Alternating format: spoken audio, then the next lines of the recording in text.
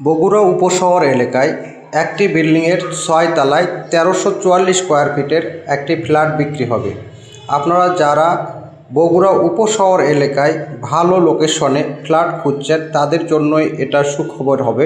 এই ফ্ল্যাটে আছে ৩টি বেডরুম, 3টি বাথরুম, 2টি balcony, drawing room, dining room পৃথক পৃথক আছে।